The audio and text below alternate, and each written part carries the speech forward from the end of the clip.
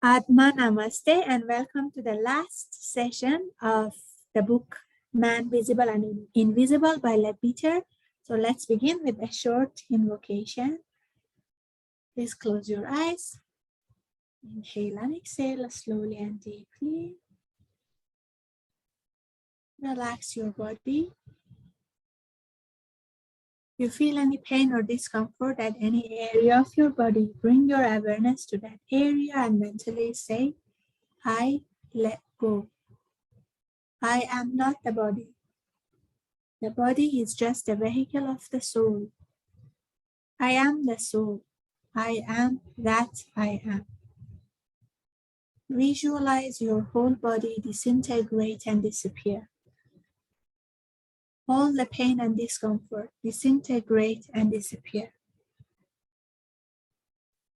What remains is just brilliant white light. Inhale slowly and deeply. Exhale slowly and deeply. Now bring your awareness to your thoughts and your emotions. Just observe each and every thought that comes to your mind and fades away. Mentally say, I am not my thoughts. I am not my emotions. Thoughts and emotions are just products of the soul. I am the soul. I am that I am. Visualize all your thoughts and emotions disintegrate and disappear. All your fears, worries, frustrations disintegrate and disappear. And what remains is just brilliant white light. Inhale slowly and deeply. Exhale slowly and deeply. Now bring your awareness to your crown chakra and mentally say to the Supreme Being, Divine Father, Divine Mother, to Master Shuang Foksui, to Lord Mahavir Mailing, and all the great ones, all the holy gurus, holy masters, saints, archangels, holy angels, and spiritual helpers. Thank you for all of your priceless blessings, for divine light, divine love, and divine power, divine guidance, help, and protection. Thank you in full faith. Inhale slowly, inhale all the blessings. Exhale slowly and be aware of your whole body. Inhale slowly. Exhale slowly. Inhale slowly, inhale all the blessings. And exhale slowly. Now when you are comfortable, gently open your eyes with a big smile. So namaste again.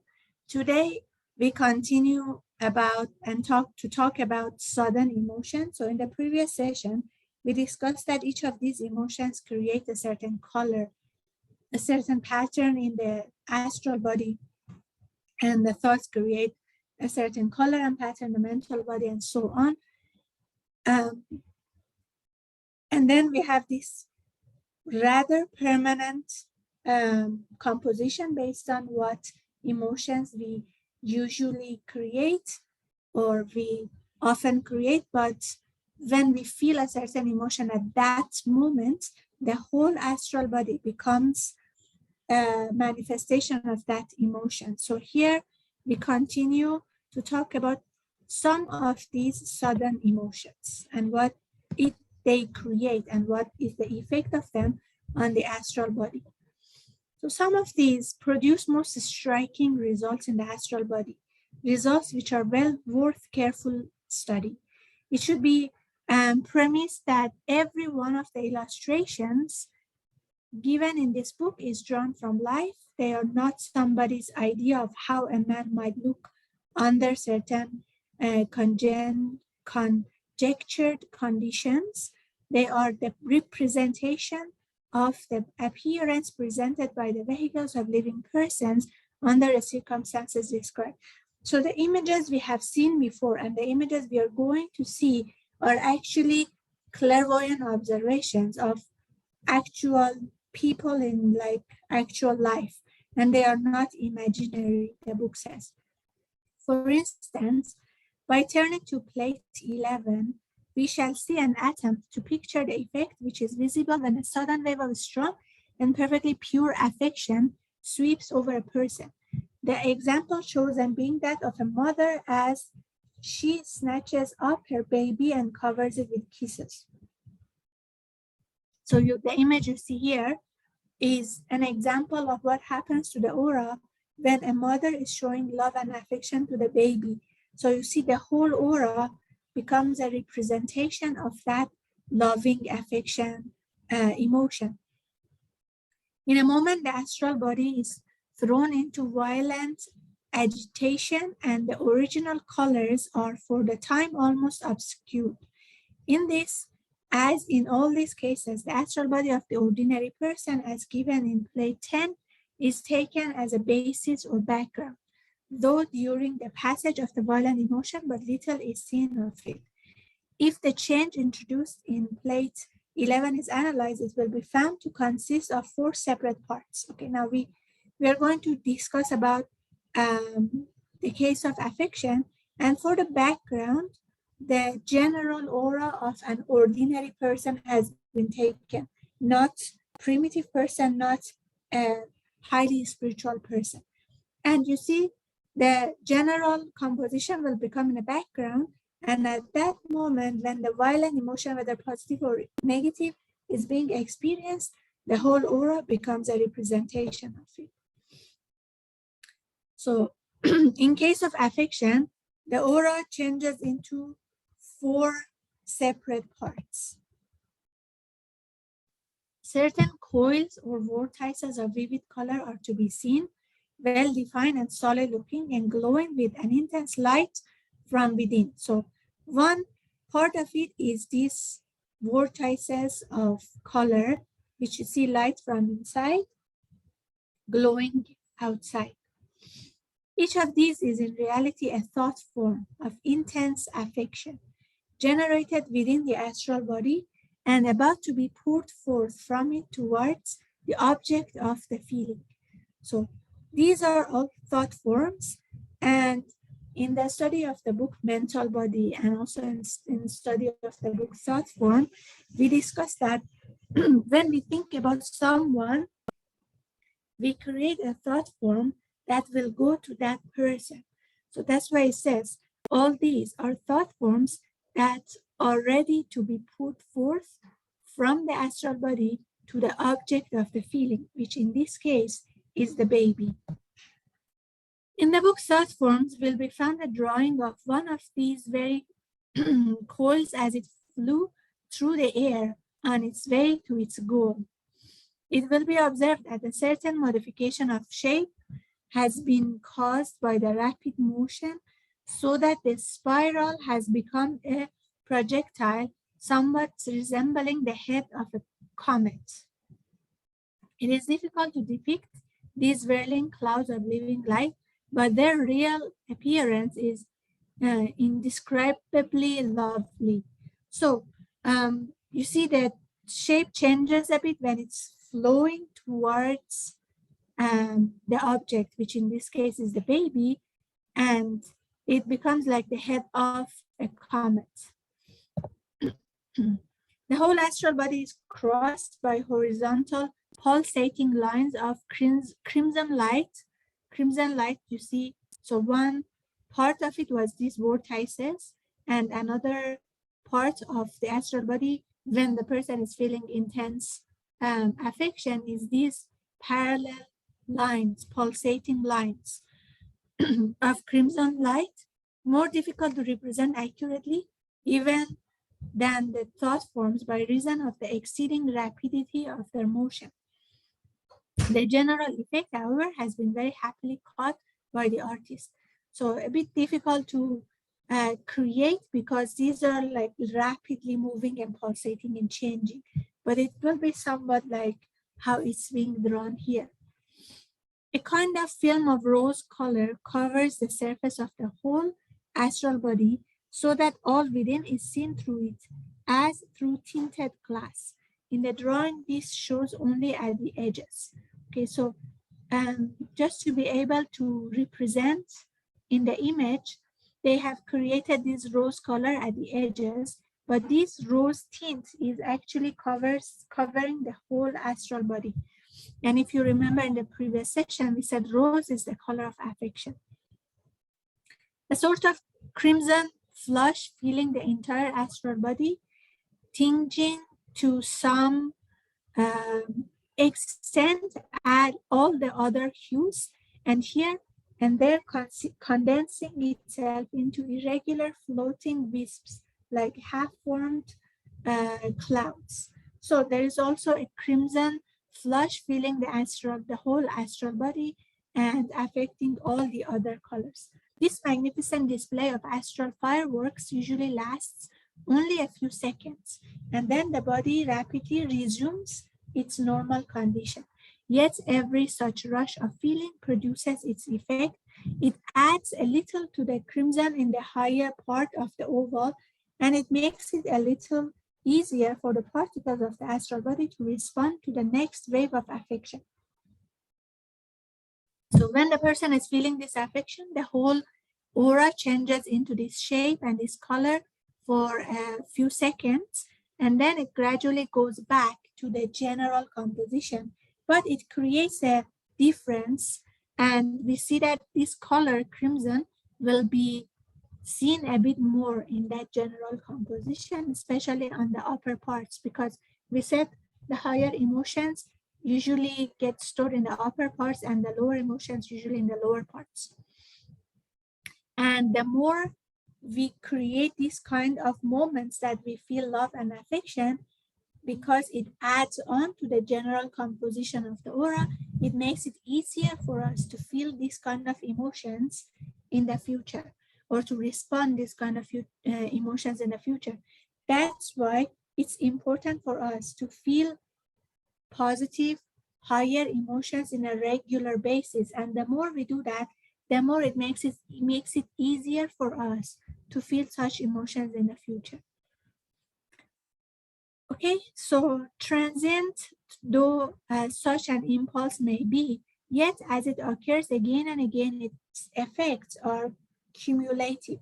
And another point which must not be forgotten is the good influence upon others, which is produced by the radiation of vivid vibrations of love and joy. So means the more positive emotions we feel, not only it makes it easier for us to feel and to respond to those positive emotions in the future, but also it creates a radiatory field that influence others in a positive way. Many true hearts will be the happier for knowing that one who sends a thought of intense affection to another actually gives something of himself or herself, that a certain portion of astral matter passes from him or her to the loved one, charged so strongly with its own special rate of vibration that unless some determined preoccupation exists, it cannot but reproduce itself. So the thought form of love and affection that we create and send to someone actually take a portion of our astral body and then goes to the person that is the object of our affection and discharge itself on that person, creating the same effect. And it's so strong that in most cases, it is able to discharge itself on the person immediately, unless the other person is so preoccupied with a very, very strong vibration that the affection we send finds it difficult to discharge itself. And therefore, just by creating positive thought forms, we can improve, we can influence our loved ones. So it cannot fail to set the astral body of the recipient swinging in harmony with it. And that means that love tends to kindle love. And therefore, that to love a person is definitely to make higher a better person than he or she would otherwise be. There is a saying in our language that there is a way, or there is a connection from heart to heart. So means if we love someone, we create that love thought form and emotion and send it towards the other person, it will surely affect the other person and make them feel better. except that blue is everywhere, substituted for crimson. Okay, now this is another example of a strong emotion. The shape is very similar to love, but the difference is blue has replaced the crimson of love. It illustrates a sudden ascension of devotion. Now, this is an impulse of depicting an impulse of devotion. Let's say someone is praying, and at that moment, the person feels a strong devotion. The shape will be very similar. The effect that it creates on the astral body is very similar to love and affection. The difference is the rose and crimson color is changed with blue. And if you remember from last session, we said blue is the color of devotion. So this illustrates a sudden ascension of devotion impulse which surged over a nun while engaged in contemplation. All the four forms of manifestation which we noted in connection with the impulse of affection were also observable here. The whirling, gleaming coils, the rapidly vibrating horizontal line, the outer film, and the wisps of cloud. And their signification is precisely the same, substituting everywhere religious feeling for affection. So basically, the shape is exactly similar to love and affection, but here the love and affection is towards God, it's towards divinity, it's like devotion. The only change is the color crimson is substituted or is replaced by blue. So perfect and outburst of devotion is somewhat rare, much less common than a similarly perfect outrush of love. A surge of feeling of this nature, but generally without its definiteness or precision, may sometimes be seen to occur in the case of one who offers an act of adoration before an altar. Usually the parallel lines are less regular and less prominent, and the sharply defined coils are altogether absent, their place being taken by shapeless clouds of blue vapor. Okay, now, when the subject of devotion is very clear, like we are very clear about the deity or God that we, for example, feel love and devotion towards, that creates these coils very perfectly. But usually, for people who are not really in the spiritual path, that devotion feeling is not very defined. It's a bit vague. And when it's vague, you won't see these thought forms very clear. They may change into like vague clouds instead. And if the devotion is pure, the blue color that we see is actually pure blue and light blue. But if the devotion is mixed with pride, or it's mixed with selfishness, or it's mixed with a certain lower vibration, lower emotion, then the color may be tinted with either gray or brown or whatever mix of feeling is. In the great majority of cases, devotion as a sentiment seems to be vague and ill-defined. And so fine a specimen as that given in our illustration is indeed rare.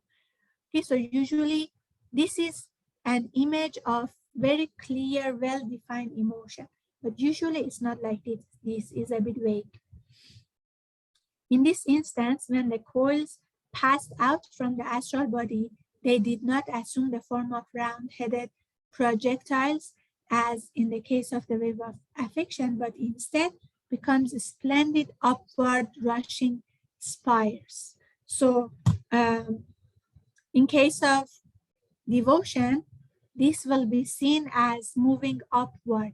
In another book, I think is Thought Form, there is an image, let me change this to blue. There is an image of upward rush of devotion, which is shown in blue color, and it's moving upward like this. And after this is sent upward, and this is all filled with blue. After this is sent upward, then we see an answer to the devotion coming down from the divine. So one of these also is given in thought forms, and an attempt is there made to illustrate the marvelous outpouring of force. Okay, this is exactly what I just discussed.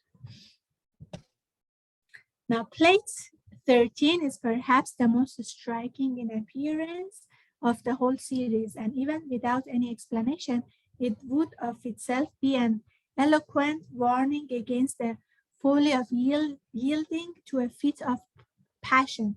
As in the previous cases, the ordinary background of the astral body is temporarily obscured by the rush of feeling, but now the strong and vivid thoughts are unfortunately those of malice and ill will. They express themselves once more as coils or vortices, but this time as heavy, thunderous masses of sooty blackness, lit up from within by the lurid glow of active hatred. Less defined wisps of the same dark cloud are to be seen, defiling the whole astral body, while the fiery arrows of uncontrolled anger shoot among them like flashes of lightning. So this is an example of a person who is feeling strong malice and hatred at that moment towards someone or something.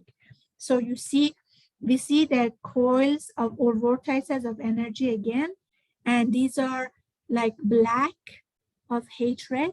And then the person is also feeling anger, which is depicted by these flashes of like lightning, but red color. A tremendous and trusty, awful spectacle, and the more fully it is understood, the more terrible it appears. For this is the case of a man who is absolutely transported and beside himself with rage, a man who for the time being has utterly lost control of himself. Example of a person who is feeling strong rage.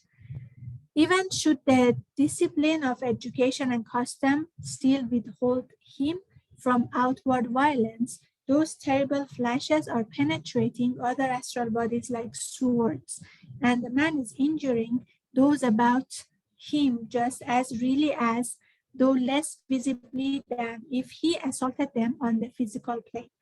I remember reading another book in Theosophy. I cannot remember which book it was, but the author was mentioning, I think it was Annie Besant, cannot exactly remember, that in future we are becoming more and more spiritual. So the whole humanity is becoming more and more sensitive, and therefore we feel the emotion in our body as strong as physical action. For example, if someone is angry and sending all these lightning like sharp flashes of thought form to us, we can feel it as actual pain in our body. And therefore, injury can really literally be felt even through thoughts. It's not only physical injury anymore that hurts the physical body, but even emotional or mental injury could be felt as strongly. Even now, if you have been into the spiritual path for some time, you may notice that when someone is angry and sending anger thoughts to you, you may feel actually pain in your body. I have experienced that before myself. So while he is thus a source of danger to others, a person who is actually feeling so much anger, he is utterly defenseless himself. For the moment, passion has entirely controlled him, the desire vehicle. Under those circumstances, another and stronger will may seize that which he has allowed to be wrested from him.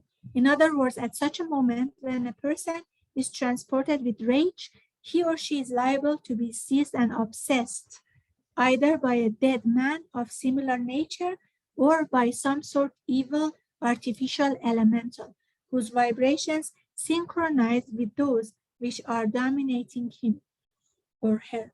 Not only is he or she a danger to his or her fellows, but he or she is an appalling danger to himself. Okay, so the book says, when a person feeling that much of a strong rage and anger, not only that person is hurting the other people around him or her, especially the object to the anger, but the moment the person feels that type of emotion, the person, based on the law of attraction, attract similar qualities. So it's possible that the person attracts a dead person with similar vibration, or may attract evil artificial elementals.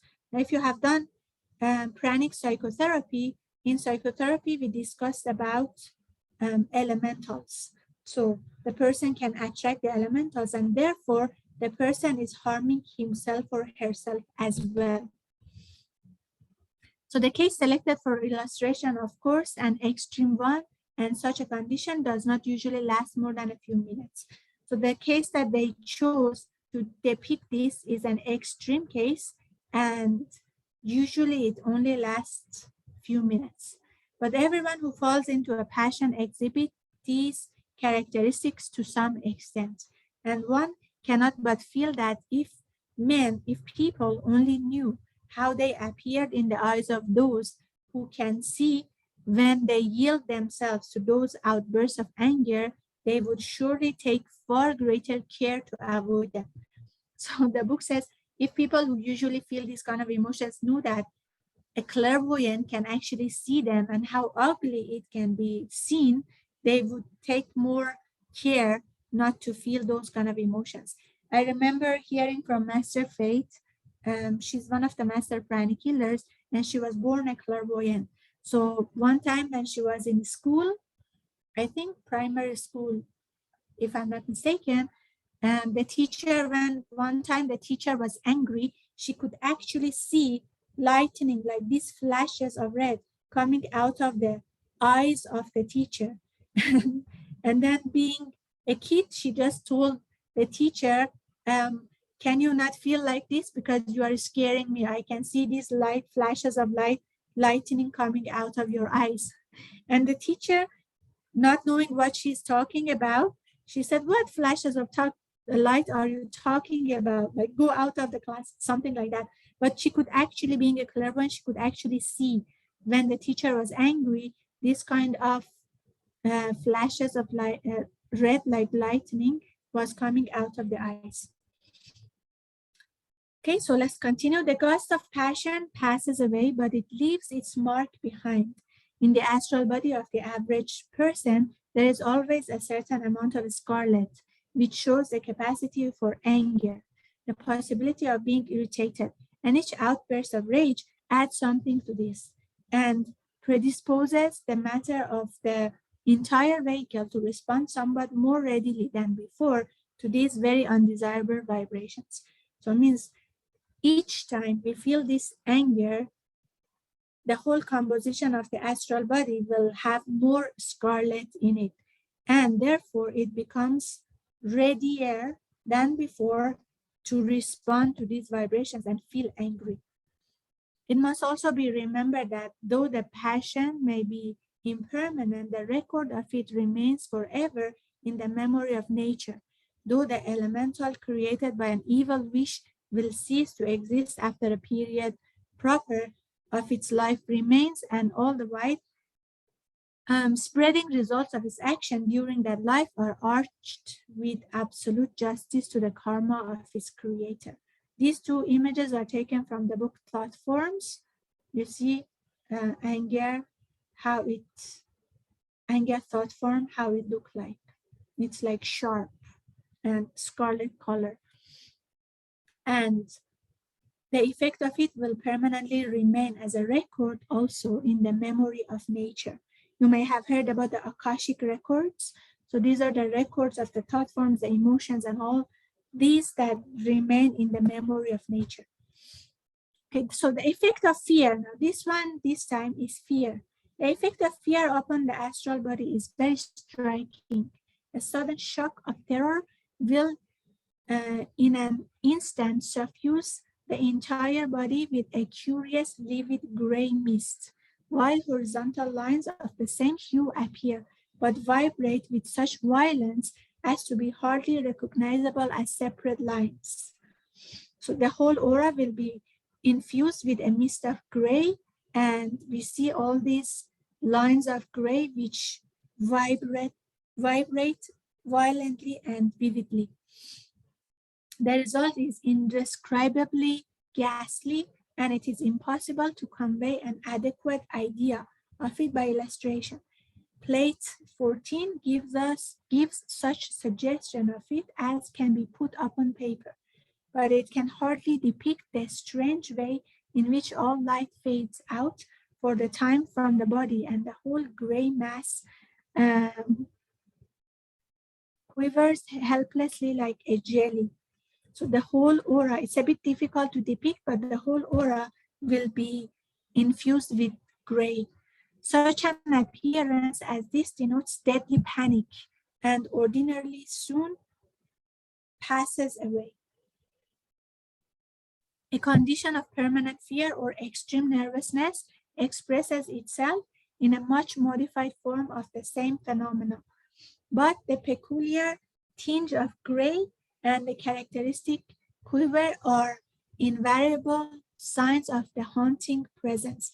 Again, this shape shown in the bottom is taken from the book Thought Form, showing the thought form of a person who is feeling fear. Okay, so that was chapter 17, talking about sudden rushes of emotion. Now, chapter 18 is about more permanent conditions. So we have endeavored to illustrate the immediate effect of some of the sudden emotions which affect the outer vehicles of people, and to explain that quickly as they pass, they are not without permanent results to the soul within. So at that moment, the whole aura becomes an expression of that emotion, but once they calm down, they still create a certain permanent result on the whole aura. It remains for us to describe the way in which certain dispositions or types of character manifest themselves, so that it may be seen to what extent each of these modifies the progress of the person upon his or her upward path. There is one influence, however, which produces a considerable result in the lives of most people, which does not exactly belong to either of these categories. It is often sudden in its advent, and in most cases, it is certainly not lifelong in its duration, but it does not fade away so rapidly as those which we have been considering. Nevertheless, in the life of such a person, as is imaged in plates 8, 9, and 10, it is usually the main event. Indeed, it is very frequently the one really bright spot in an existence which is otherwise monotonous, sordid, and selfish, the only occasion on which such a personality is lifted temporarily out of himself and lives for a while on an altogether higher level. Okay, so the book says, the aura that we are considering right now is the aura of an ordinary person. Okay, so ordinary person means the person who is not yet so much evolved in the spiritual path. Okay, so most of the emotion that ordinary person feels is some sort of lower emotions, but there is one occasion that even that ordinary person could be taken all together from this world and feel or experience some sort of higher level. And that is when a person falls in love. So this sudden elevation comes to the person who, as it is commonly called, falls in love. Into a life of cramped and limited, there suddenly shines a gleam from above, and the divine spark within glows brighter in response. So when a person falls in love, even if the person is not yet in the spiritual path and the person has been feeling some sort of lower emotions most of the time, but that love actually brings the person to experience glimpse of the higher world, and the divine spark from within glows brighter in response. Later, the person may lose it again and descend once more into the murky light of common day. Yet nothing can take away from him or her the experience, and the glory of the higher life has been to some extent revealed. He or she has at least passed through a phase when for a longer or shorter period, self was dethroned and another entity occupied the first place in his or her world. And thus he learns for the first time one of the most valuable lessons in the evolution. So it means at that moment when the person feels strongly in love, the person is not selfish anymore. The person is not thinking about self anymore, but the other person becomes more important. And that is that is like divine. It will be eons yet before that lesson is perfectly assimilated. Yet even this first glimpse of it is of enormous importance to the ego. So when a person falls in love, they feel that sort of experience of the higher world. Once that feeling is no longer there, the person goes back to the ordinary life, but at least the person has felt a glimpse of higher world. And it will take years and years until the person can actually assimilate that lesson of love and selflessness. But at least falling in love gives us the opportunity to feel it, even when we are not yet fully or highly advanced in the spiritual path. So the transformation is unexpected and complete, as will be seen by comparing the plate 10 with plate 15. Plate 10 with plate 15.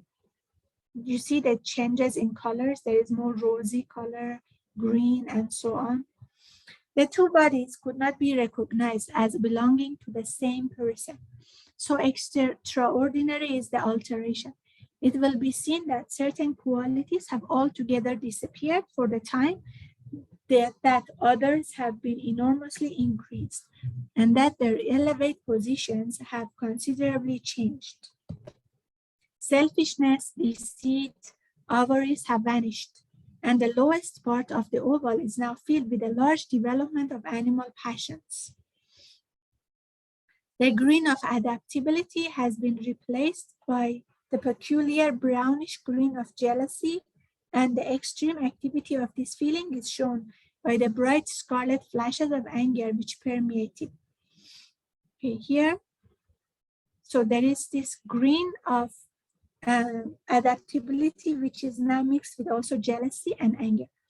But the undesirable changes are more than counterbalanced by the splendid band of crimson, which fills so large a part of the oval.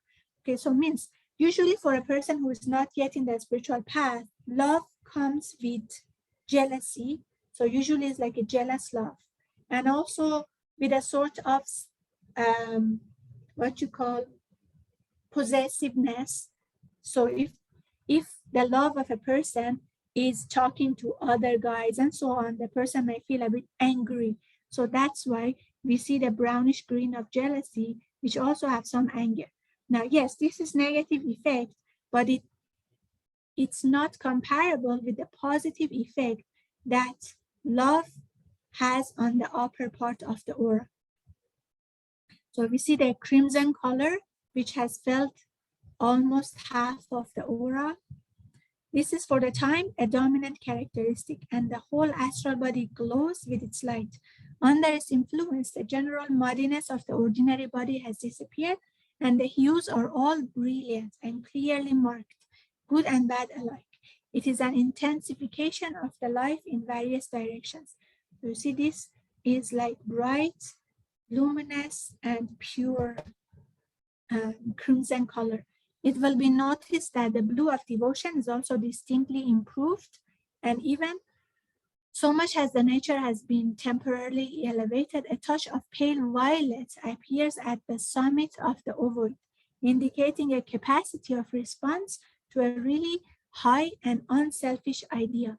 So you see, we also see blue of devotion appearing in the aura of a person in love, and some sort of violet color, which shows unselfish ideal and spirituality. So that is why there is a saying, the secret is in the heart.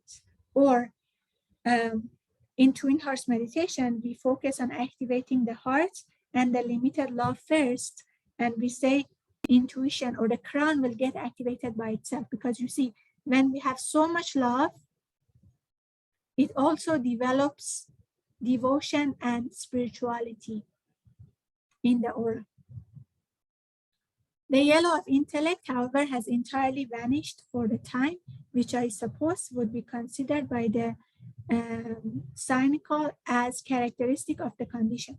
So, and a person is in love, the person cannot, usually you see that person cannot think clearly. Usually they decide from the heart, not from the mind, because you see the crimson color, the blue, the violet is there, but yellow of intellectuality or intellect is not there anymore. It's disappeared. So that's why a person who is in love decides from the heart, not from the mind. It seems scarcely possible that after all this brilliant development, the person should sink back again into the condition indicated in plate 10.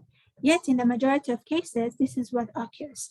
Though naturally the amount of crimson has considerably augmented and it is clearer in hue than before.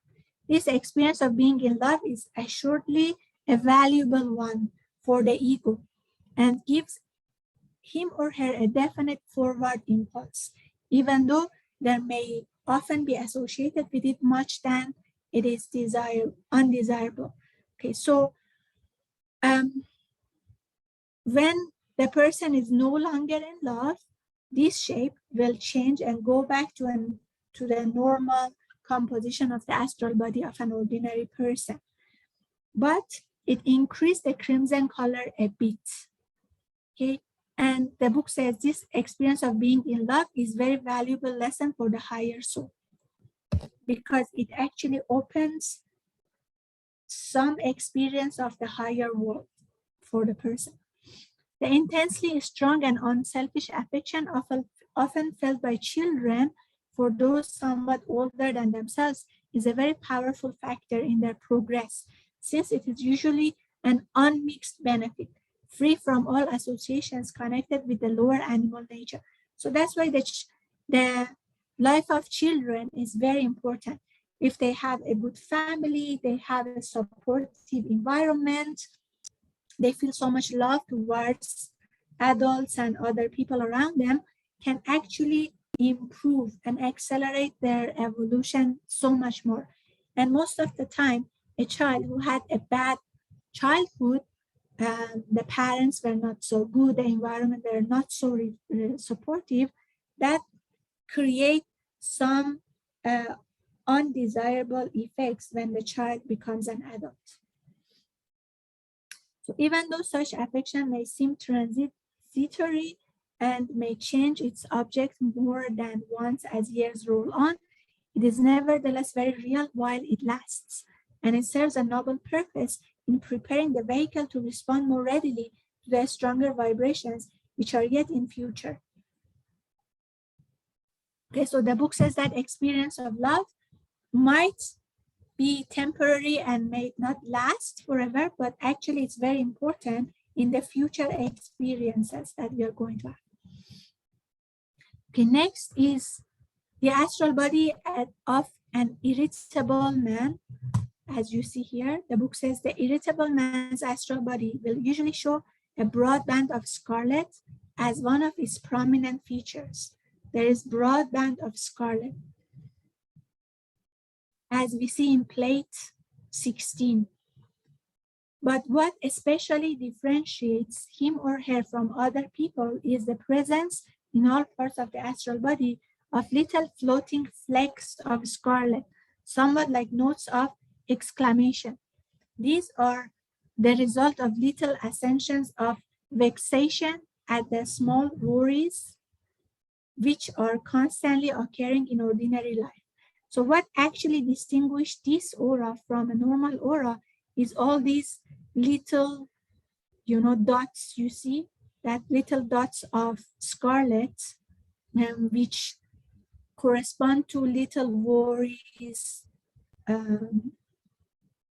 about different things in the ordinary life. So every time any little trifle goes wrong, when For example, his coffee is cold, when he misses his train, or when the baby upsets the ink bottle. The irascible man gives vent to an impatient or angry exclamation, and a tiny scarlet flash shows the uncontrolled feeling. So each time something irritates the person, one of these actually it's like respond, and then the person starts to feel that irritable feeling. In some cases, these little messengers of undisciplined temper fly outward towards the person who is supposed to be responsible for whatever has gone wrong. But in many others, they simply remain floating within him or her, suspended in the matter of the astral body and presenting the appearance shown in our illustration. So sometimes one of these thought forms will flow towards the person who has caused the irritation, but in many cases, they remain in the aura. These spots gradually fade away, but their places are taken by others. For the irritable man is never at a loss for subjects of annoyance. So means when the subject of irritation is not there anymore, these should actually fade away. But the issue is a person who gets often irritable, they get irritable with everything. So even if these small dots start to disappear, they get replaced by new ones.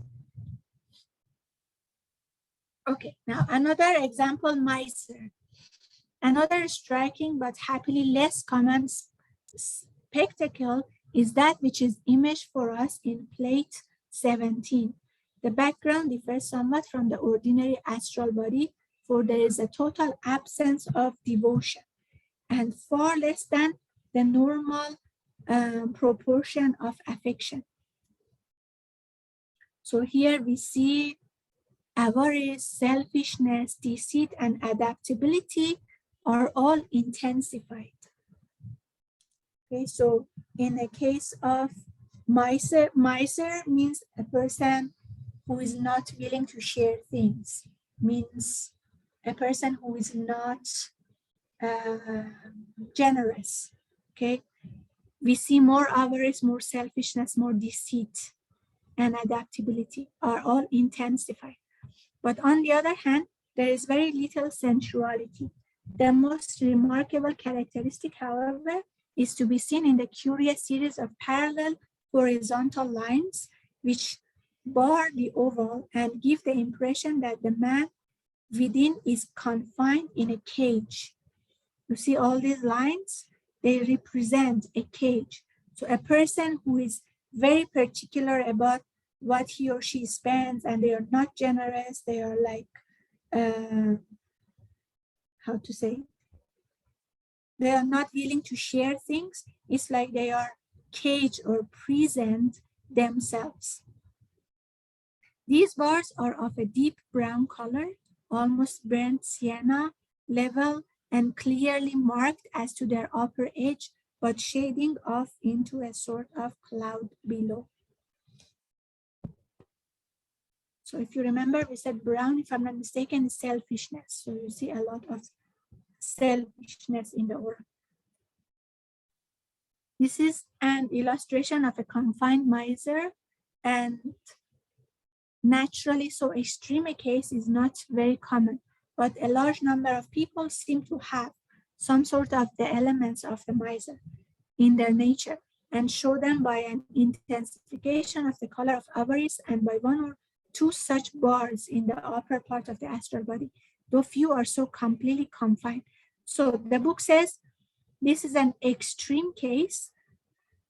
So to see this kind of astral body is a bit rare, but everybody has, most of the people actually has some sort of elements of this, and maybe we see only one or two bars like this in the aura of an ordinary person. So to see the whole aura is like this as a prison or cage, it's a bit rare. So it is obvious that this man has shut himself away from the world. and that vibrations from without cannot readily affect him. Probably in this way, he escapes some of the ordinary temptations of life, but he also makes himself impervious to the love and sympathy of his friends and to all the higher religious feelings. Above all, his prison bars prevent the passage of vibrations outward as well as inward, and he himself can pour out neither affection nor devotion.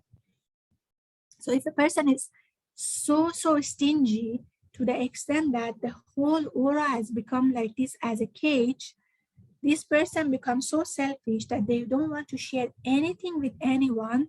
So therefore, the whole aura becomes like cage like this, and they cannot actually send out any love or sympathy to their friends, and they cannot also receive such emotions.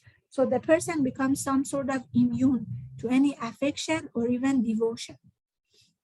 So life becomes so lonely and actually sad and pathetic. So he or she is wrapped absolutely in his or her own selfishness and is doing no good to any human being. And while that is his or her condition, he can make no progress. Because the person cannot feel any love or devotion, the spiritual progress also becomes so much slow. This vice of avarice seems to have the effect of completely arresting development for the time, for the time, and it is very difficult to shake off when once it has gained a firm hold.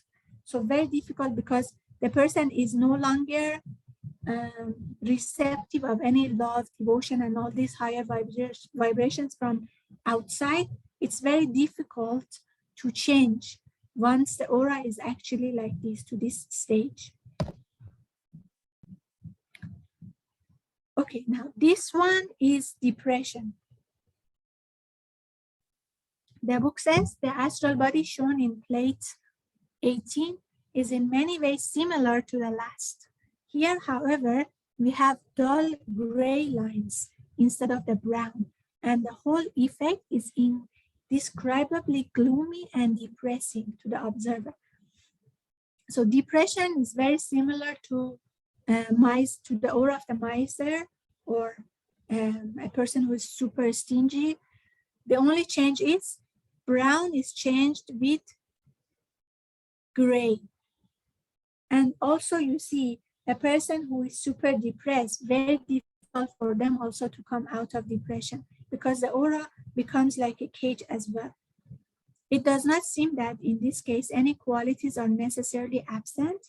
We have simply the ordinary colors of the body as a background, but all are veiled by these heavy weeping lines. Our picture represents a person during a period of extreme depression, when he is an utterly isolated, as was the miser. And naturally, there are very many intermediate stages between this and the healthy astral body. So this picture is an illustration of a person who was extremely depressed. A man may have only a few bars of depression, and even they may be but transient, or in slighter and less resistant cases, the heavy cloud may hardly have time to arrange itself in lines at all. Some people who are having mild depression, they may only have, again, a few of these bars, or sometimes these gray may appear as clouds, not yet as bars. But a person who is extremely depressed, then the whole aura becomes like this. The whole aura has all these bars and is like a cage. So yet there are only too many who yield themselves to these feelings and allow the fog of despair to close around them until all the world looks black, not realizing that in doing so, they are not only seriously delaying their own evolution and losing manifold opportunities, but are also causing unnecessary suffering and injury to all those near to them. No psychic condition is more infectious than this feeling of depression. Its vibrations radiate in all directions and introduce their slackening deadening effects into every astral body within reach, whether the ego to which that astral body belongs is in incarnation or not. The man who gives way to despondency is thus a nonsense and a danger alike to the living and the dead. For in these days of overstrain and nervous worry, most people find it very difficult to resist. So the book says a person who is extremely depressed not only affect themselves and they start to see the whole world as black and actually slow down the evolutionary process, but they also affect everybody else, whether they are alive or dead. So it means they can even affect all the beings in the astral world, in the inner world. And this depression feeling is very infectious. It can easily affect others in the environment. The only person who is proof against such dire influences is he who understands something of the purpose of life, who regards it from the philosophical and common sense standpoint. Fortunately, good influences can be spread abroad just as readily as evil ones. And the man who is wise enough to be happy will become a center of happiness for others, a veritable sun, shedding light and joy on all around him or her, and to this extent acting as a fellow worker together with God, who is the source of all joy. Okay, so we said depression can influence the rest, everybody else, except people who know what is the purpose of life, and then regard it from the philosophical and common sense standpoint. And the book also says, just like how these lower vibrations can affect everyone in the surrounding, higher vibrations, good influences can also spread. That means if a person is very happy, they also create a lot of positive influences to the people around them. They become like a sun and shedding light to everybody around. So it will be useful for us to close our list of special cases among astral bodies by examining two very distinct types, from the comparison of which a good deal may be learned. The first of these is illustrated in plate 19, and we may call him or her the devotional man. His or her characteristics present themselves through the medium of his or her colors, and we see that he or she possesses the faint touch of violet, which implies the possibility of his or her response to the representation of a higher idea. This is an aura of a devotional person. We see a lot of blue of devotion in the aura. His or her most prominent feature is the unusual development of the blue, showing strong religious feeling. But unfortunately, only a very small proportion of this is the pure light blue of unselfish devotion, the majority being of a dark and somewhat muddy hue, suggesting the mixture of a good deal of desire for personal gain. Okay, so remember that we are talking about these special cases among ordinary people, not among developed people or spiritual people.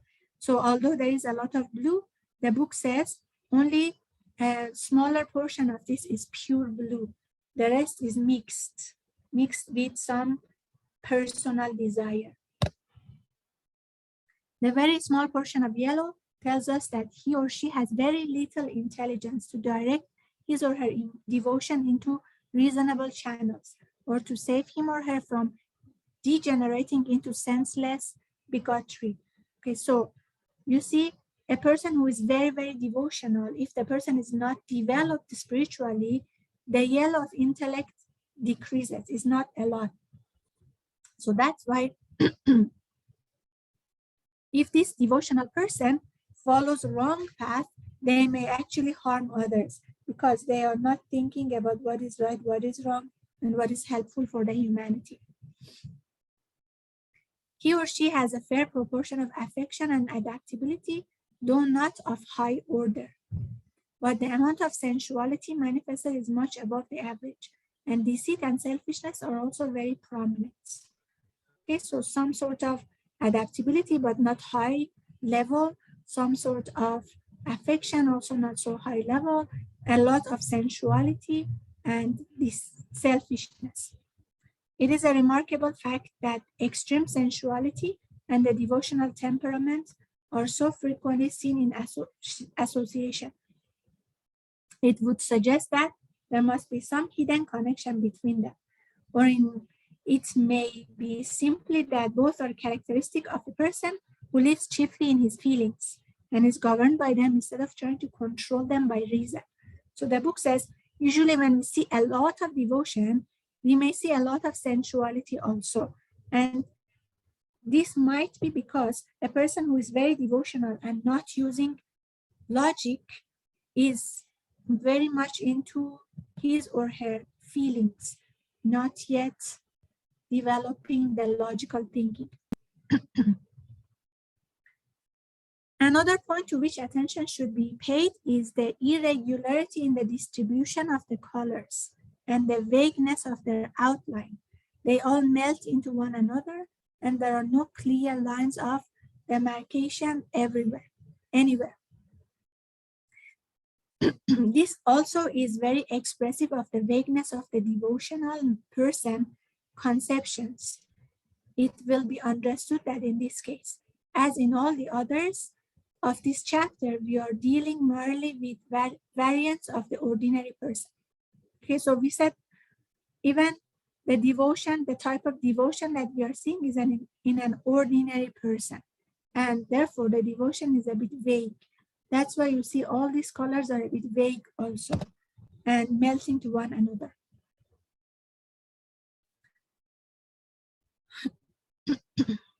Okay, now this is another example.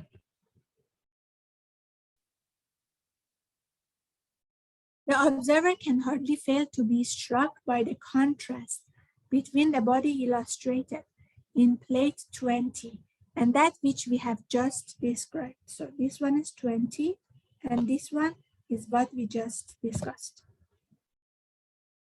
In plate 19, we see that the principal features are devotion and sensuality, and very small part of intellect is shown.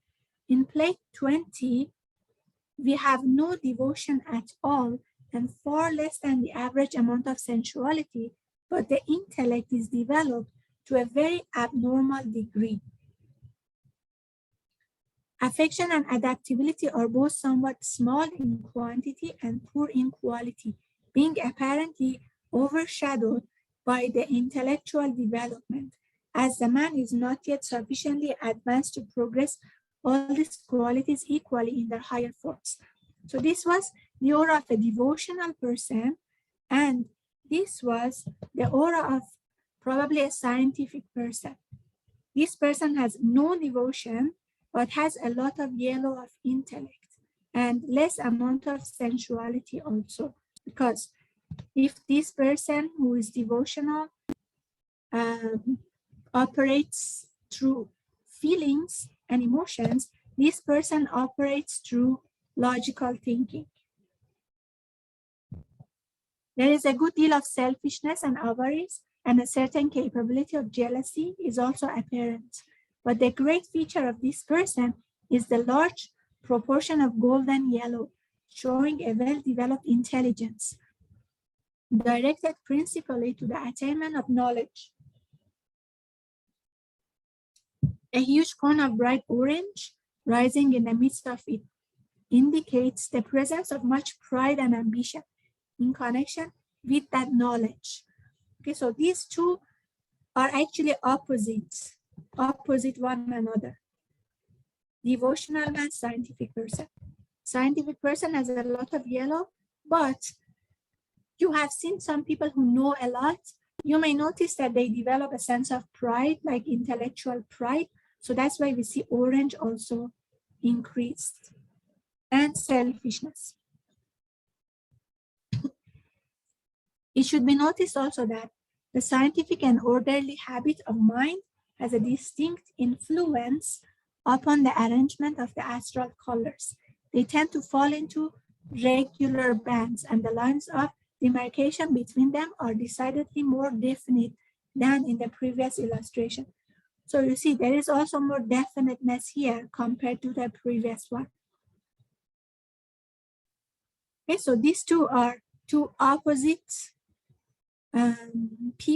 persons, one being devotional person who is not thinking logically, and one being a scientific person who has no devotion. So we shall now proceed to the consideration of the vehicles of the more developed man.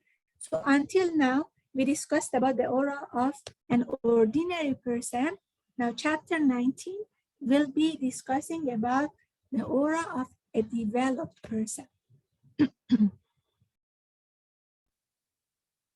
term developed is a relative one, so it will be well to explain exactly what is here meant by it. The vehicles illustrated under this heading are such as might be possessed by any pure-minded person who had definitely and intelligently set his affection on things above and not on things of earth. They are not those of one already far advanced upon the path which leads to adeptship, for in that case we should find a considerable difference in size as well as in arrangement. But they do distinctly imply that the person of whom their expressions is a seeker after the higher truth.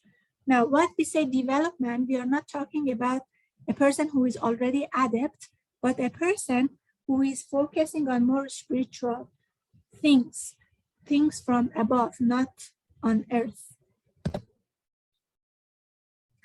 Among such, some may be found who are especially advanced in one direction and some in another. This is an evenly balanced person, simply a fair average of those who are at the level which I described.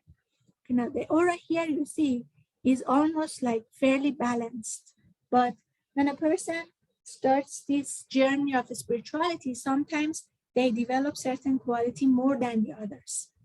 Okay, but here the book is showing a person who is rather balanced.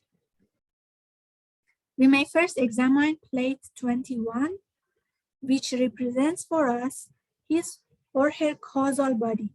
By comparing this with plates 5 and 8, we shall see what the person's progress has been and how it is expressed in his or her appearance. We observe that by this time, many beautiful qualities have been developed within the person, for the glorious, iridescent film is now filled with the most lovely colors, typifying for us the higher forms of love, devotion, and sympathy, aided by an intellect refined and spiritualized, and by aspirations reaching ever towards the divine. So if we compare the causal body of a developed person with an ordinary person, with a primitive person, we see a lot of difference. We see that a lot of good qualities like love, devotion, sympathy has been developed in the causal body. And the causal body has more brilliant colors. So let me quote from the Devachanic Plane, the 6 of our Theosophical manuals. Composed of matter inconceivably fine, delicate and ethereal, intensely alive and pulsating with living fire, the causal body becomes, as its evolution proceeds, a radiant globe of flashing colors, its high vibrations sending ripples of changing hues over its surface, hues of which earth knows nothing, brilliant, soft, and luminous beyond the power of language to describe. Take the colors of an Egyptian sunset and add to them the wonderful softness of an English sky at eventide. Raise these as high above themselves in light and translucency and splendor as they are above the colors given by a child's paint box.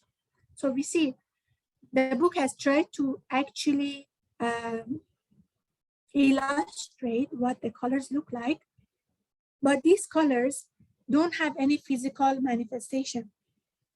So That's why it's try to describe the colors by an Egyptian sunset, an English sky, and so on. It means we need to elevate these colors. The colors are many octaves higher, and we don't have any similar resemblance in physical world.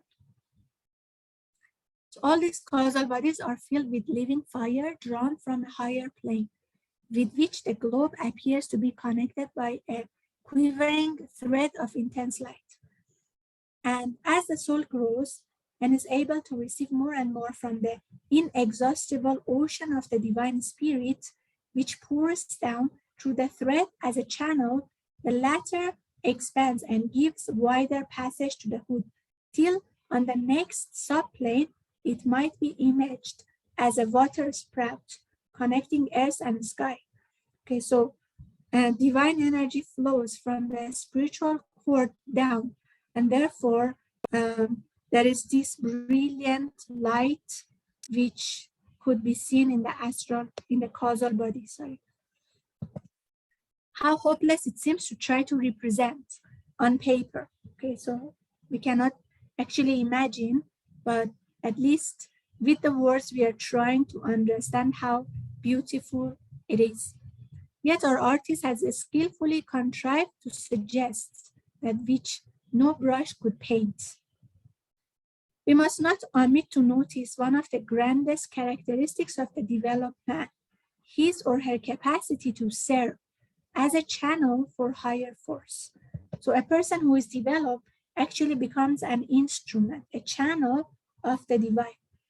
It will be seen that from his or her astral body, streams of this force pour out in various directions, for his or her attitude of unselfishness, of helpfulness and readiness to give, makes it possible for the divine strength to descend upon him or her in steady stream, and through him to reach many. So basically, a person who is developed through the spiritual cord receives this divine energy and then spread it to everybody else because of unselfishness and because of readiness to give. So that's why the person becomes a channel of the divine. The crown of brilliant sparks, which ascends from the upper part of the body, proclaims the activity of spiritual aspiration and adds very greatly to the beauty and dignity of the person's appearance. Here, this rises constantly from the causal body, no matter how the lower person may be occupied on the physical plane. For when the soul of person is once awakened upon his or her own level and is beginning to understand something of himself or herself and relation to the divine, he or she looks ever upward toward the source from which he or she came, totally irrespective of any activities which he or she may at the same time be inspiring on lower planes. So we must never forget how small and partial an expression of the self, even the noblest personality, can be, so that as soon as the higher man begins to look around him, he finds almost unlimited possibilities opening before him or her, of which in this cramped physical life we can form no idea. The limitations of the incarnated soul doesn't limit the higher soul. So once the higher soul is aware of the possibilities, the higher soul is no longer limited. This very upward rushing of spiritual aspiration, which makes so glorious a crown for our developed person, is itself the channel through which the divine power descends, so that the fuller and stronger his or her aspirations become, the larger is the measure of the grace from on high. So it can hardly fail to strike the observer as we come to deal with a more developed person that his various vehicles are not only all of them greatly refined and improved, but they are also very much more like one another. Okay, now we said the development, we are not talking about an adult. We are still talking about the person who is improving in the spiritual path. So not all the vehicles are completely perfect, but they start to resemble like one another, allowing for the difference between what we may call the octaves of the color between the hues belonging to the lower and higher vehicles.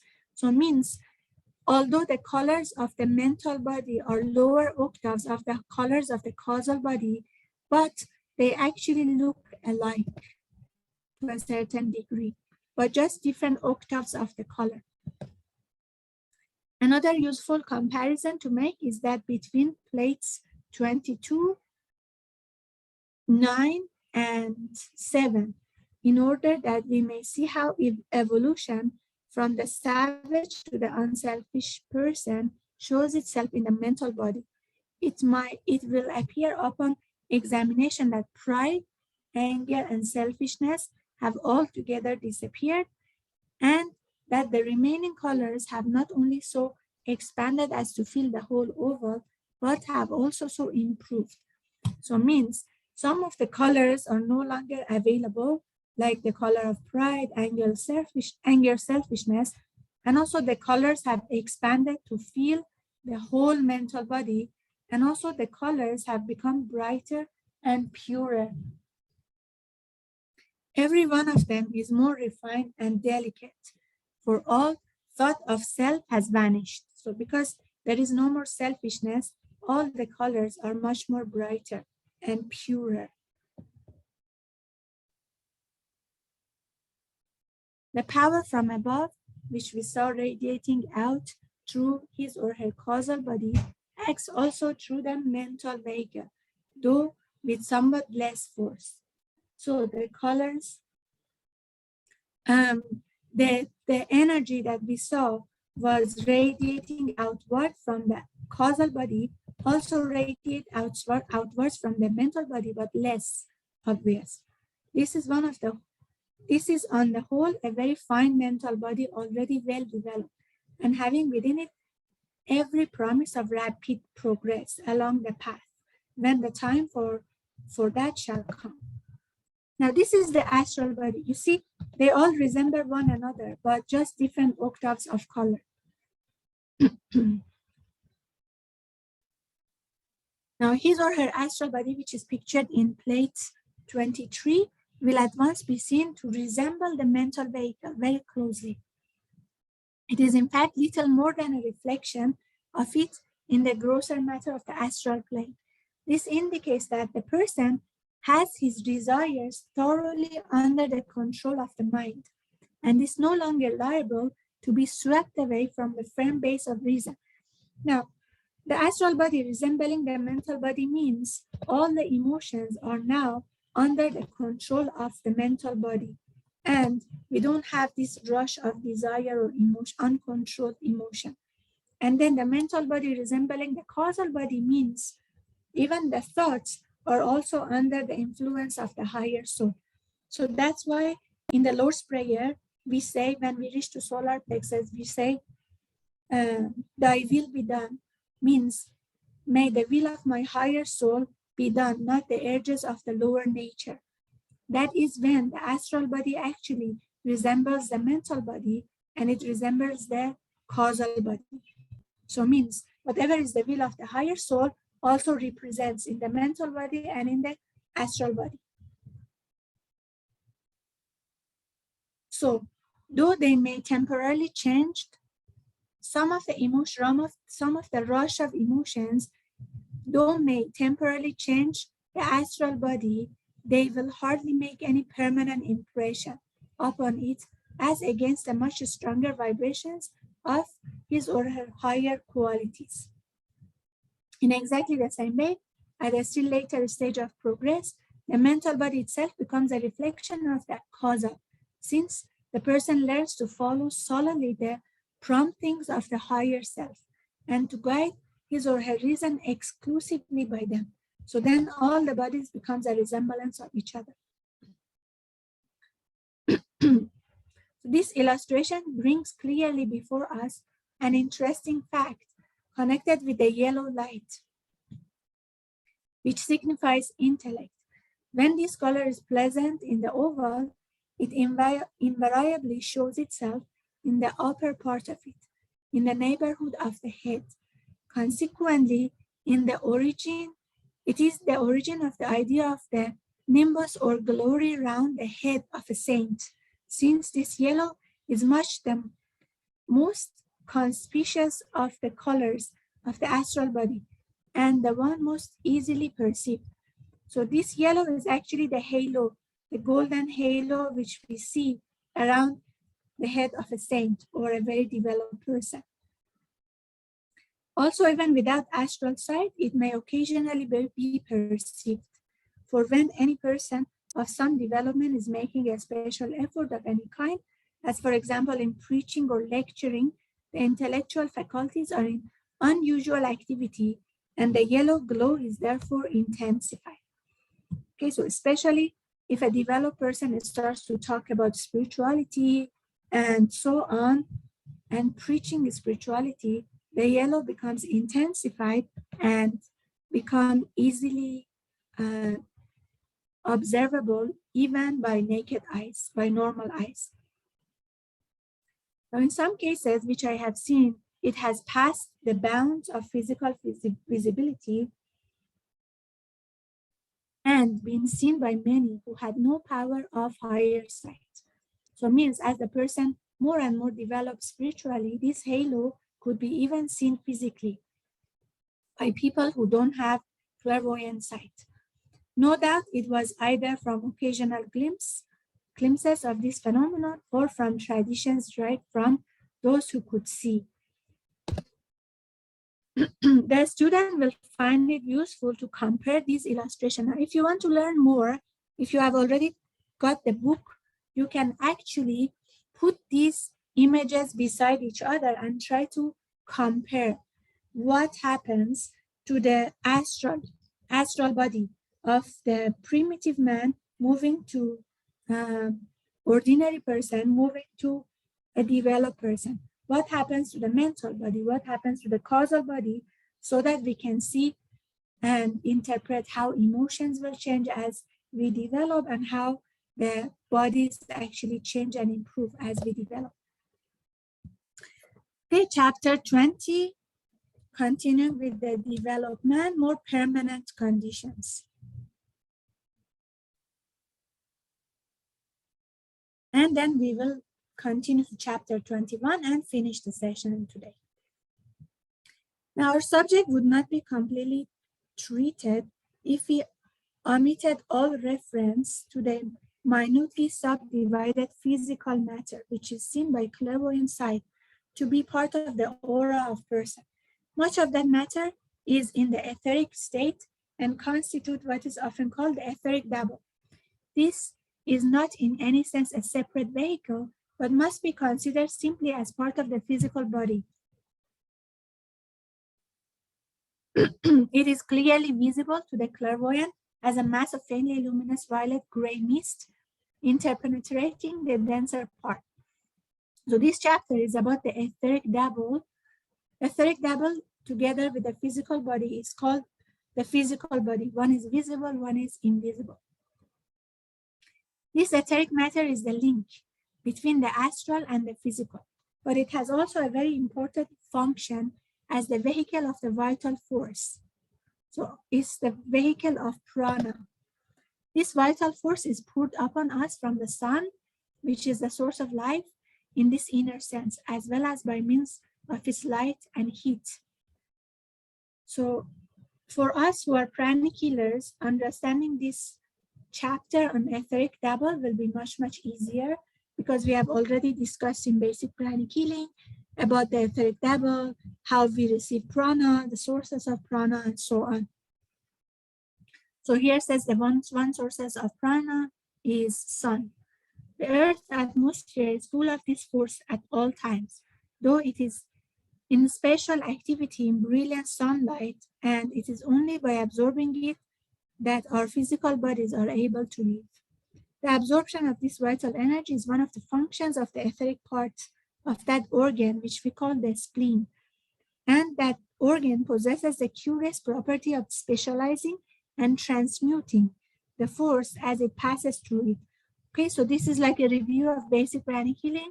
We receive prana, but we have some prana, air prana, ground prana, and spleen in Sanskrit is called prana chakra because it's one of the main chakras that receive prana and then distribute it to the rest of the body. The force itself is naturally invisible like all other forces, but as it exists around us in the atmosphere, it clothes itself in millions of tiny particles, which are colorless, though intensely active. So again, in basic pranic healing, we did another experiment to look at air prana, and we saw different globules of rather white or like luminous color, not color, but luminous light moving in different directions. After it has been absorbed into the human body through the spleen, however, these particles take on a beautiful pale rose color and they flow in a constant stream over and through the whole body. So once the body absorbs them, they change into color pranas. First, it says pale rose, and after that, they are divided into 6 color components. It is evident that this flow is necessary to the proper working of the nerves, for when it is withdrawn, there is no sensation. We know how a limb may be so numbed by cold as to be absolutely insensible to the touch, and the reason of such insensibility is that the vital force is no longer flowing. Okay, so means as long as the prana or vital force is flowing in the body, we have sensation, and once that is removed or reduced, then there could be numbness in the body.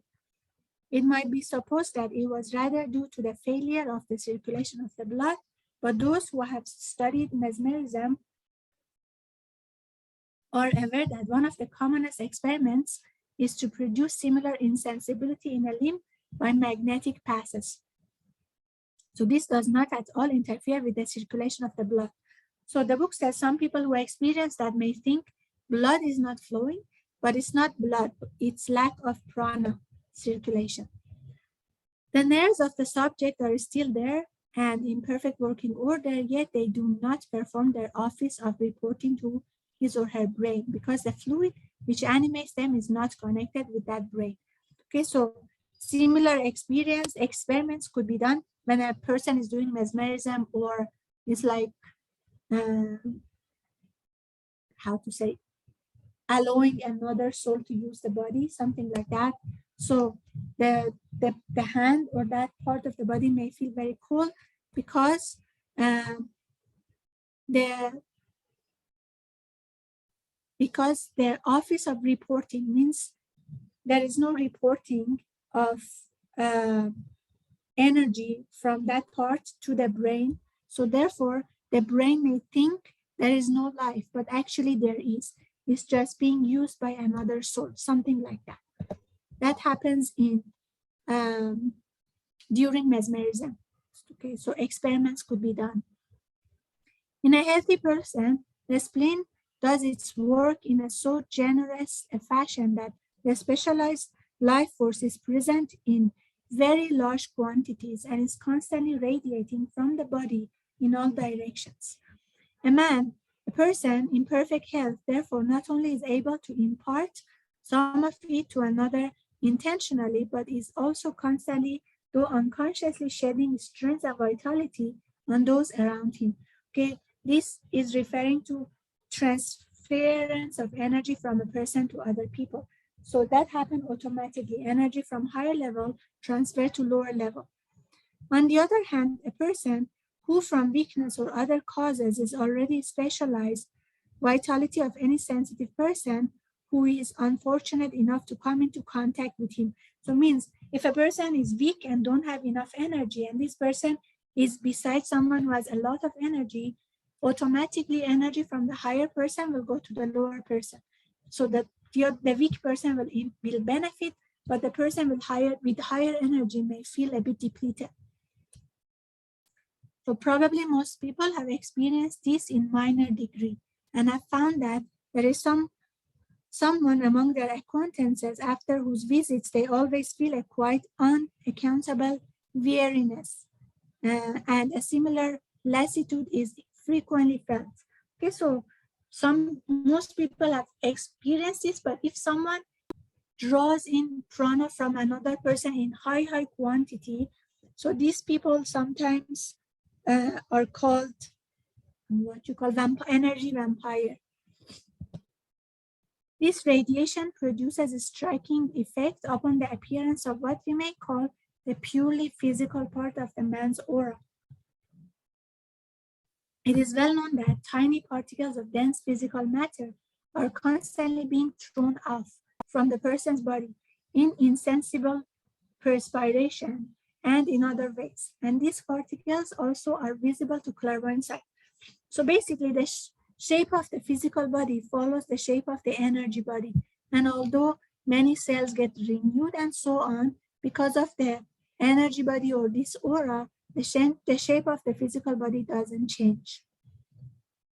So these particles are in many cases crystals and therefore are seen in certain geometrical forms. For example, the tiny cubes of sodium chloride or common salt. This purely physical part of man's surrounding is sometimes called the health aura from the fact that its condition is greatly affected by the health of the body. Okay, so in basic pranic healing, we have also discussed about the health aura, that after this inner aura, then there is the health aura. And they are like perpendicular rays coming out of the aura. I think due to pranic healing, we have already a proper knowledge of that. It is a faint bluish white, almost colorless, and has the appearance of being striated. That is, it is full of, or perhaps it might rather be said to be composed of infinitude of straight lines radiating evenly in all directions. That at least is the normal condition of these lines. So we know that also when a person is sick, these might not be straight anymore, maybe in confusion or maybe drooping. Okay, then that part of the body may feel, start to have problems. But when from any case, through weakness, through wound or injury, through over fatigue, through extreme depression of spirits, or through the excess of an irregular life, an unusually large amount of vitality is required to repair damage or waste within the body, and there is consequently a serious diminution in the quantity radiated. This system of defense becomes dangerously weak. Okay, so when this health aura is affected, then the inner aura is affected, then the body becomes dangerously weak. It may also be mentioned that it is possible by an effort of will to check this radiation of vitality at the outer extremes of its lines, and there to build it into a kind of wall or shell, which will be absolutely impervious. So means this health aura can, through the use of the will, can become like a shield, can work as a shield to shield the person from germs, and with a little further effort, impervious also to any kind of astral or elemental influence, so long as such effort of the will is maintained. It also can even act as a shield towards elementals and astral matter. So illustrations of this aura showing its appearance in health and disease respectively will be found in plates 24 and 25. It must be remembered that it is almost colorless, so that although it is physical matter and so need less developed sight than the astral part of the aura, yet this latter is so much more conspicuous by reason of the brilliancy of its flashing colors and its constant movements. Okay, so we don't need astral sight to be able to see the health aura and the etheric aura.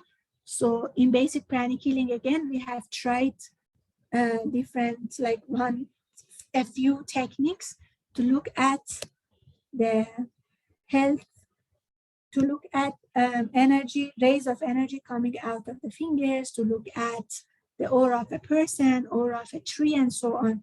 So you can go back to those practices to develop this side of looking at the etheric aura. Okay, and last chapter, chapter 21, more permanent conditions. Probably to those who cannot yet see any of the higher bodies of man, the illustrations given in this book will be to some extent suggestive and even illuminative. And it is in the hope that that may be so that it has been published. Okay, so many of us may not be able to see all these astral bodies, mental bodies, causal body yet, but at least the book has tried to illustrate them. So maybe in the future when we see, we can try to understand what we see. Yet those who can see while recognizing to the full the painstaking care. So, but the ones who can see, they know how much care and how much effort has been put to illustrate these bodies. In his case, the size of the causal body has enormously increased. Okay, this is about the causal body of the adept. In that case, the causal body has enormously increased and shines with a sun-like splendor, far beyond all imagination in its glorious loveliness, you see here.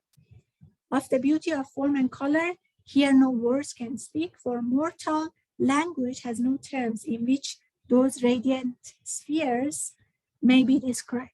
Such a vehicle would be a separate study in itself, but one quite beyond the powers of any but those who are already far on the path.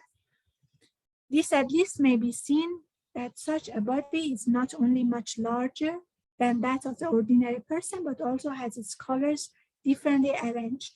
So you see the causal body of the adept is not only much bigger than an ordinary person, but even the colors have been arranged in a different way. These no longer move in whirling clouds, but are arranged in great concentric shells, yet penetrated everywhere by radiations of living light, always pouring forth from him as a center. So this person actually becomes the center of helping others. So that's why you see these rays have been radiating from the person outward. The order of the colors differs according to the type to which the adept belongs, so that there are several well-marked varieties amidst this glory. Strangely enough, considering the recondite character of the subject, a perfectly accurate tradition of this fact has been preserved in many of the roughly drawn pictures of the Lord Buddha, which one sees upon temple wall in Ceylon. Okay, so which color comes first, second, third, like that differs in relation to what group the adept or which type the adept belongs to. This is about the colors of causal body of the Lord Buddha, which was described just before this.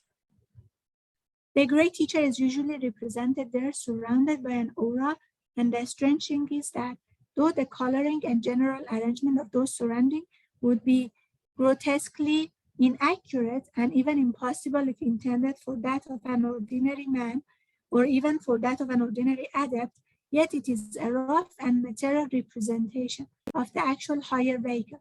So the book says what you see here is not accurate, but at least they tried to represent the causal body like this.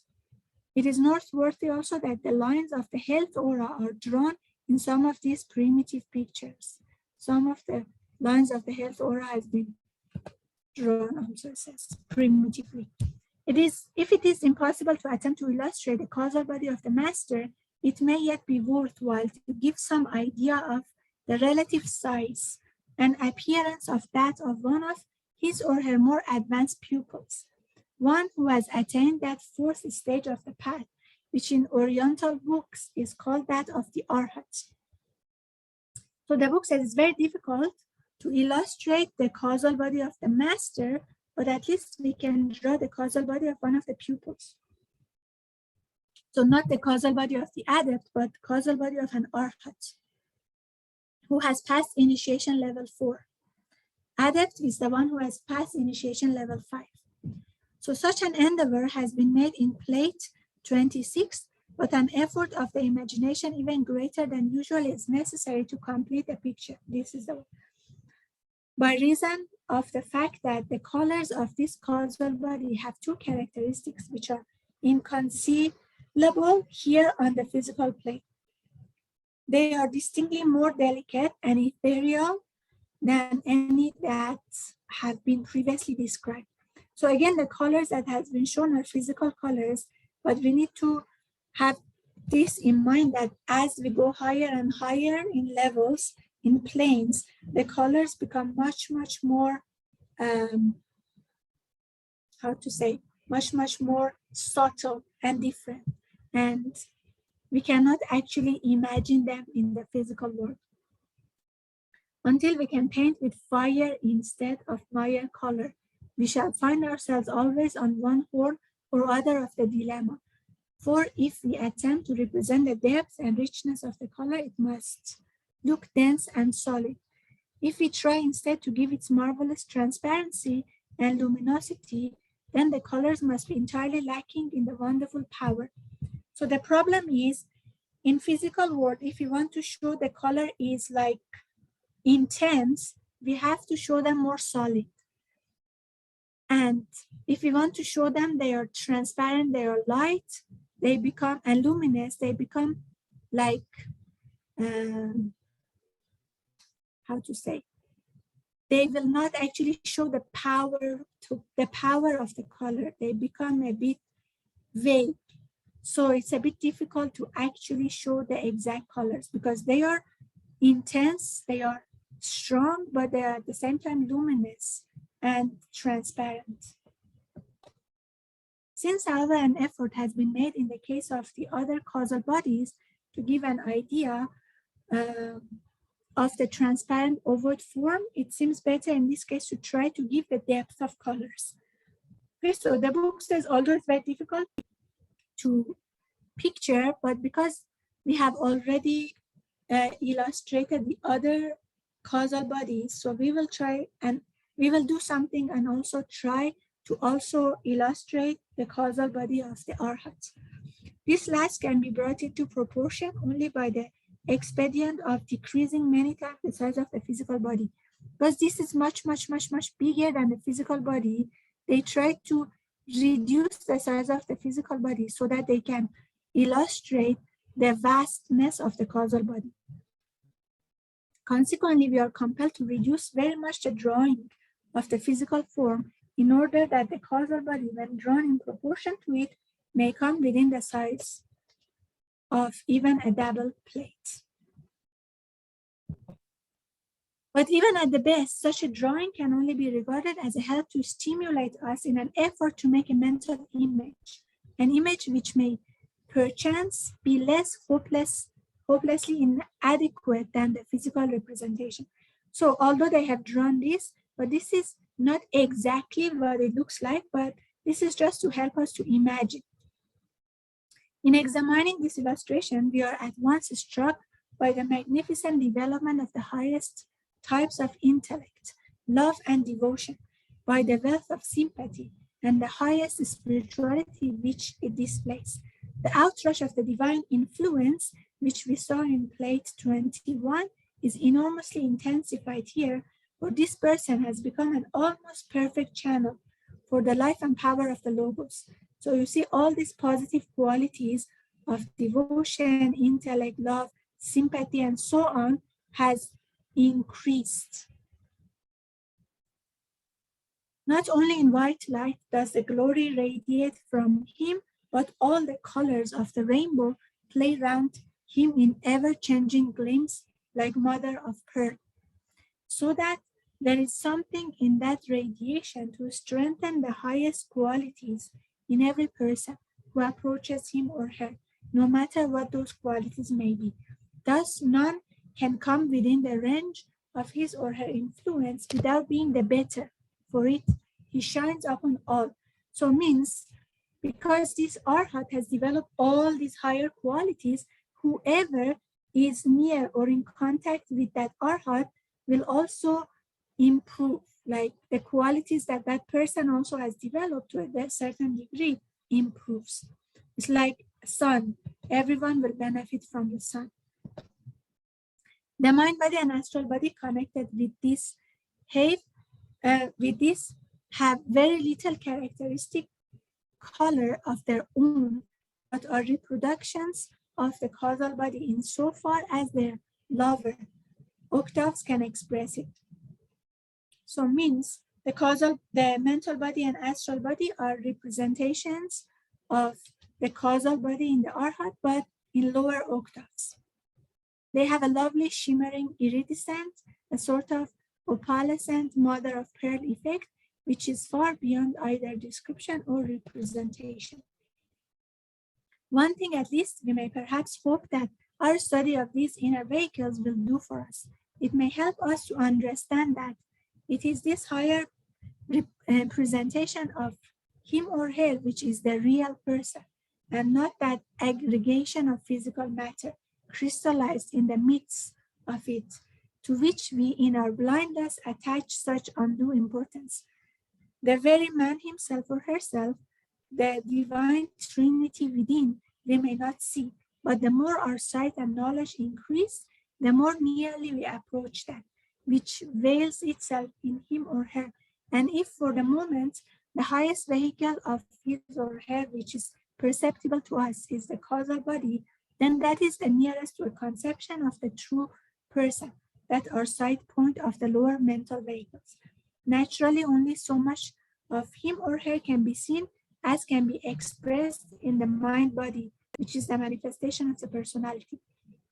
So the book says, if we can see the causal body, we need to understand that the causal body is the actual real person, not the physical body that we give so much importance to.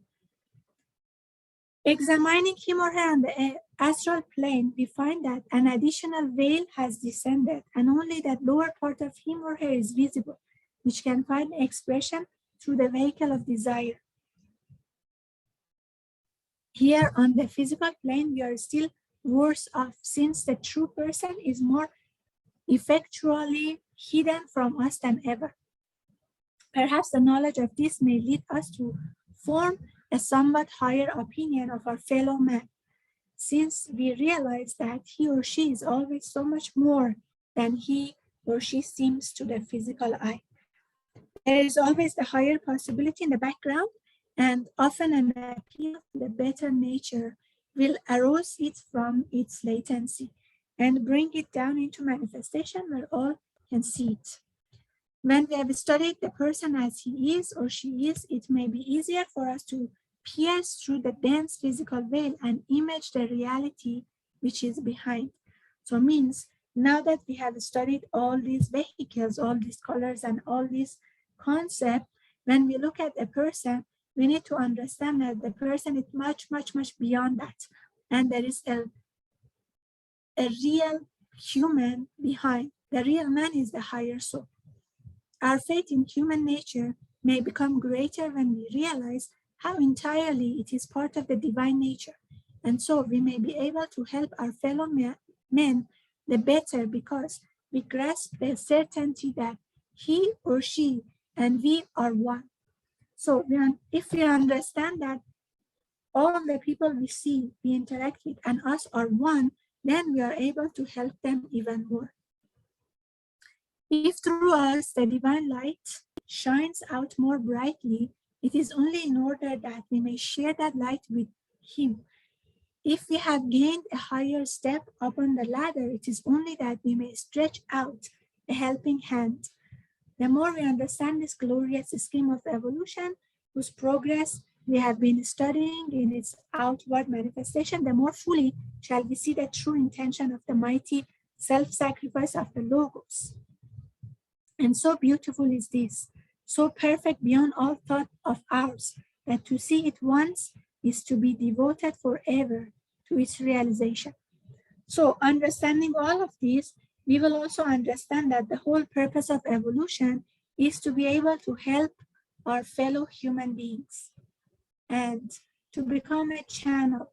That's why in the Origin of Modern Pranic Healing and Arhatic Yoga book, Master Choa Sui explains the purpose of Arhatic Yoga is to create people who are more intelligent, more sharp, more loving, more willful, so that they can become greater world servants.